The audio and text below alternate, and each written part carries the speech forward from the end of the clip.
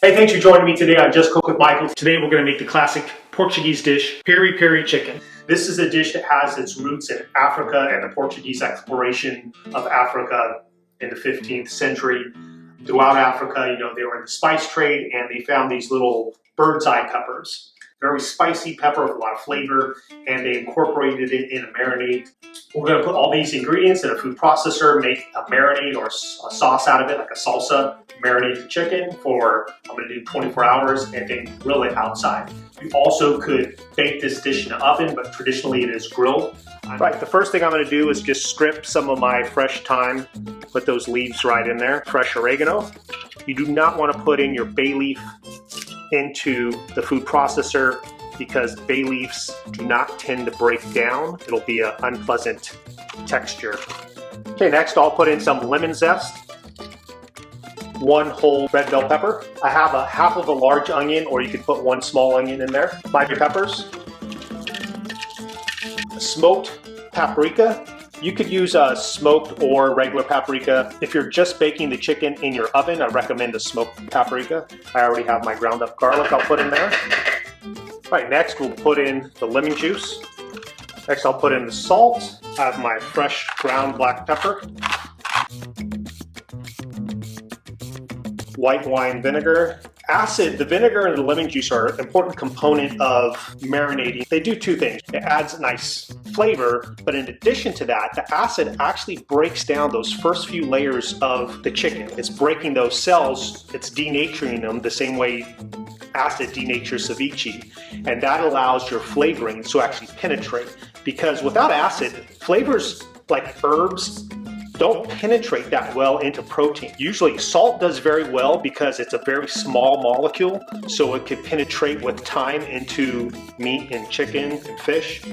But a lot of herbs that are bigger molecules or sugars do well with having that acid in there to help break it down a little bit. A lot of herbs are soluble only in oil. So by putting oil in there, you're helping to extract some of the flavor from your lipid-soluble ingredients. Okay, now everything is in there. We'll blend it up.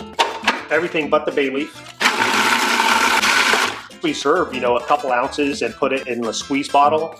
And you could squeeze it on top of your chicken at the table, or keep it in your refrigerator for a couple weeks as just a homemade hot sauce. Like always, the way to improve your cooking skills is by constantly tasting. Every batch of onion, every batch of pepper, different olive oils, everything is different. So you always want to be tasting even if you've made this 100 times. That's good, that's got some heat. Okay, that's been going for about a minute just to check out the consistency. Looks good. Okay, I'm going to take out some of this sauce to reserve for me to use in the future as a hot sauce or to sprinkle over my chicken after it's done cooking. The marinade's fairly strong, so I have maybe like 3 tablespoons in there. I stretched it out with a little more olive oil and a little vinegar, and it just makes a great zesty topping. If you want more heat, sprinkle more of this hot sauce on top. All right, now we're going to do what they call spatchcocking the chicken. It's basically taking out the chicken back. So you have your bird there, thighs, wings, breast on top.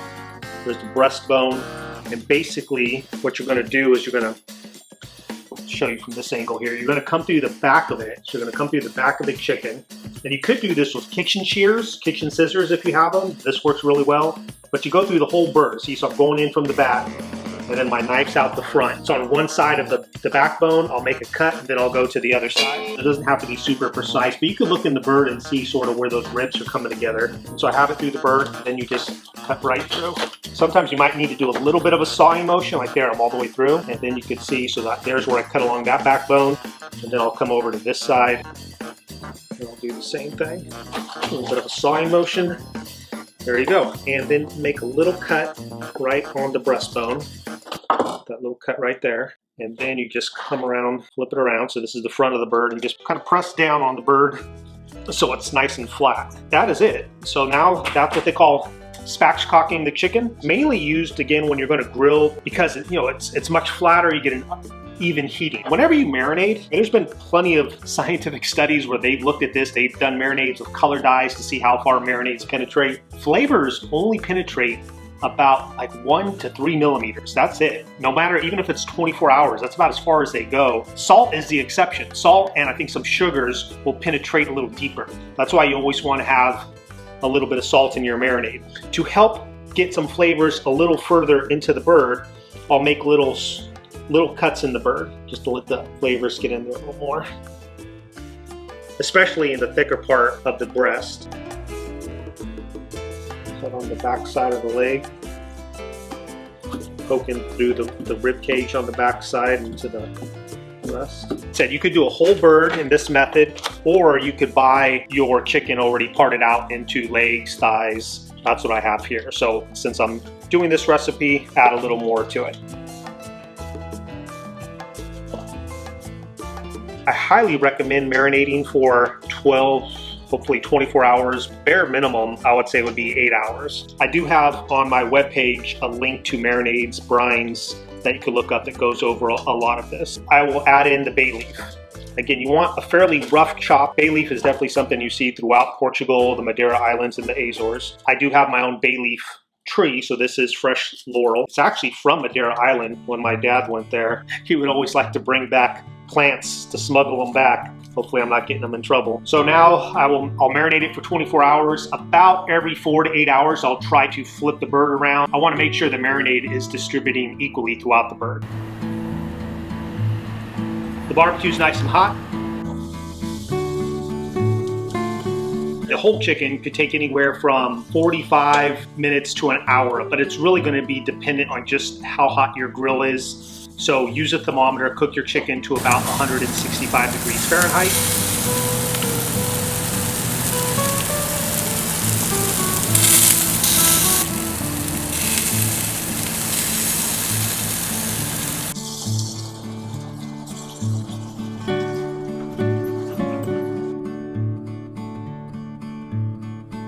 There you go. Now you could cut up the chicken however you like. You can cut off some of the wings, serve it on a plate of half a chicken. That's a really good portion for someone who's really hungry. Enjoy. This is a delicious meal. This smells absolutely fantastic. Wish you were here to be able to smell this. Tried some. It has a really nice bite to it. It came out just perfect. Nice crunchy skin on it. So this is ready to be served. I have some bolo de coco, which is a Portuguese bread recipe. I also have on my playlist if you want to go see how to make that. So I'm going to have this with some port wine. I also have this Piri Piri hot sauce that I made, and it's delicious to put on top of this dish if you want it a little spicier. Thanks for joining me on Just Cook with Michael. Now go out and cook for someone you love.